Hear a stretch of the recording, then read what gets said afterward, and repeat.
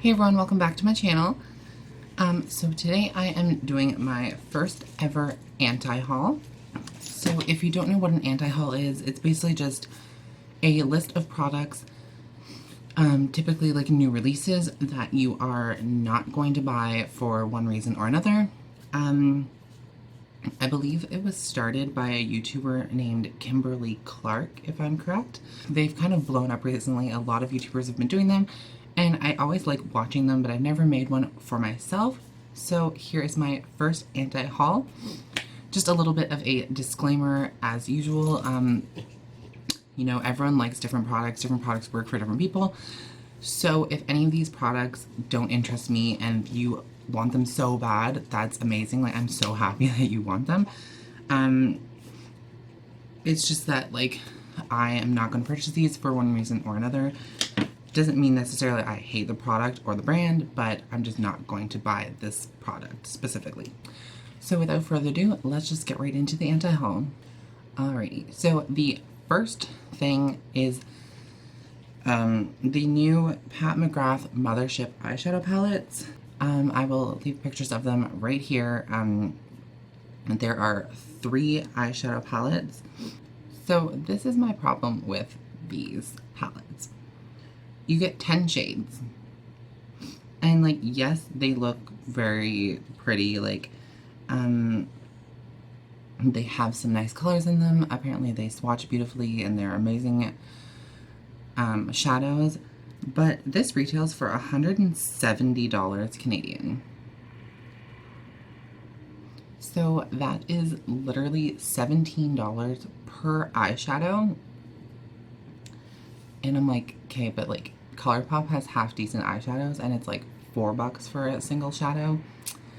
So I just can't do it. Like, I could never buy an eyeshadow palette that's $170 and there's only 10 shades in it. Like, if you are about that, like, go for it, but I'd rather have a bunch of like pretty good like eyeshadow palettes rather than like one really good eyeshadow palette. But, and like with 10 shades you don't even get enough that like you could justify buying that as like your one palette and like just using that forever because you don't get enough shadows in it. But yeah, so other than that, like, I think the palettes look really nice. I've heard good things about them, but I just would never fork out that much money for one eyeshadow palette. I just could never do it. Next is the Tarte Toasted palette, the Tarte Tartlet Toasted palette. Holy Hannah. So I will leave that right here. I think this palette looks really, really cute. My problem with it is that it's already been done. Like, yes, I realize that a lot of brands come out with like similar products, but my problem is that this looks too similar to the Naked Heat palette, which came out months before the Tarte Toasted palette. Like, there's just a lot of warm shade palettes, and I already own 1,000,005 of them. So, like, if I didn't own any, I would probably pick this up. But the fact that I've been buying warm palettes for the last, like, year, and now they decide to come out with this, I would love to try Tarte's shadows. I haven't tried them, but, yeah, I'm just gonna wait for another palette that's not something that's an exact replica of what I already own. The shimmers look really great in this palette, but, yeah, I basically already have every single one of these colors in the palette that I do own, so I just don't see a point in buying it. Next is the Morphe Dare to Create palette, which is probably like somewhat of a shock because like everyone is dying to have this palette. So here is the Morphe Dare to Create palette. When I saw this on Trend Mode, I was like, I need that palette. I love how it has like such a wide range of colors. It has warm colors, it has cool colors, it has bright pops of colors. And I love it has like the larger pan sizes throughout the middle of the transition shades because you're going to use more of those. But like, again, I feel like I have a lot of these colors and it's just way too expensive to buy Morphe when you're in Canada. I think I mentioned this in my Jaclyn Hill video. The Jaclyn Hill palette was $38 on the Morphe website, and by the time it got to my door, I had paid, no joke, $100 for that palette, because Morphe's international shipping is like $20. So that's already $58, and then it converts into Canadian dollars, so it came to about $78, I think. And then when it came to my door, I had to pay $20 in customs and importing fees.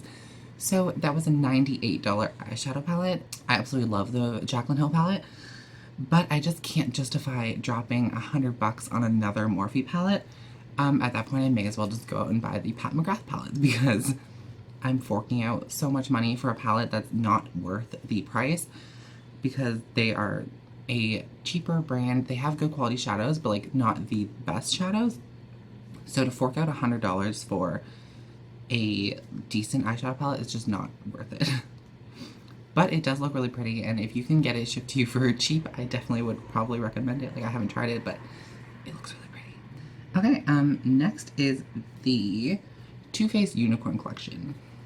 This guy right here. So Trend Mood posted this. There's a lot of different products, but like none of them look even remotely interesting to me.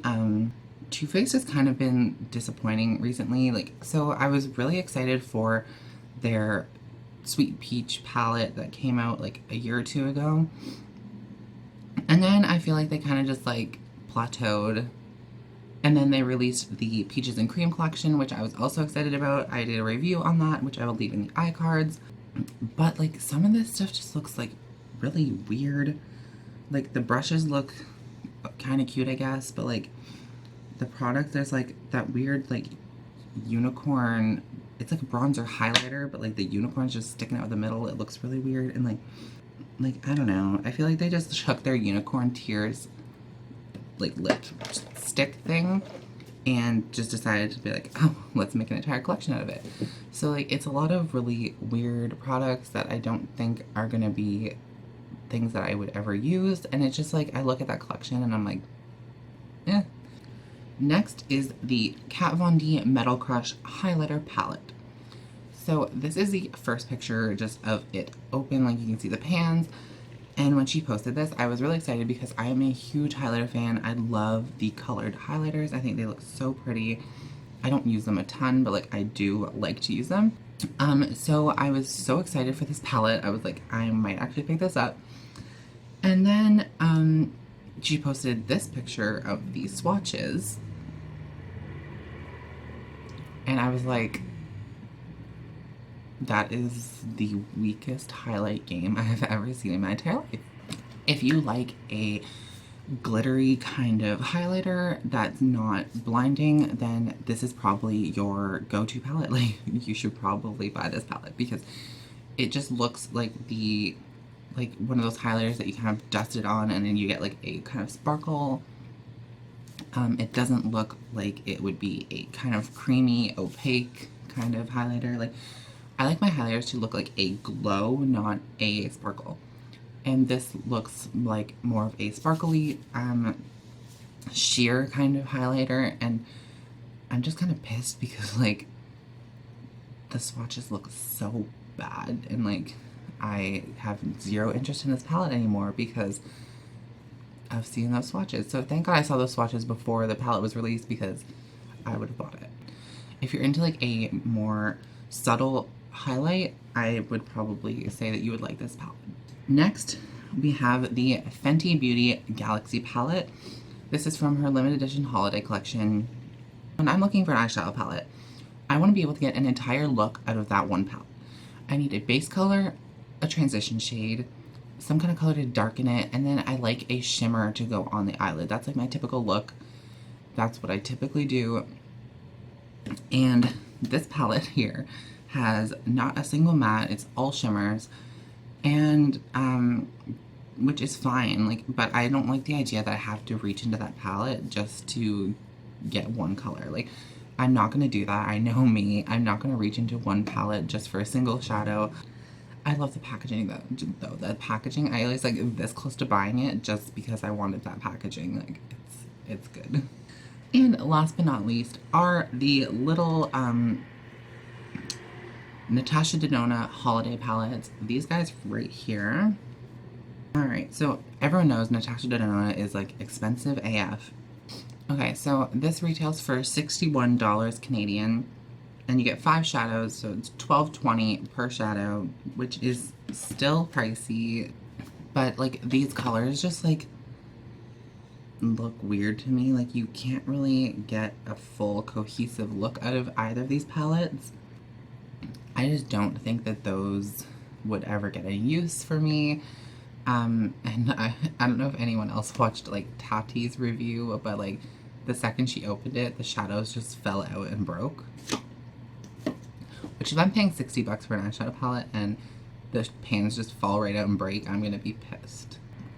Basically, Natasha Doha as a brand doesn't like really interest me that much because I feel like her prices are so outrageous, and like I would love to try her shadows, but like I just can't drop that much money on a single product. It's just not gonna ever be worth it to me because I already have so much makeup. I'm not gonna like use it as much as I would need to get my money's worth. But yeah, so that's my first anti-haul. Hopefully you guys enjoyed watching this. Again, nothing against any of these brands. I just don't think I'm going to pick up any of these products. But yeah, so thank you so much for watching. Please hit the thumbs up button if you like this video. And don't forget to hit the subscribe button before you leave. And I will see you all at the next video. Bye, guys.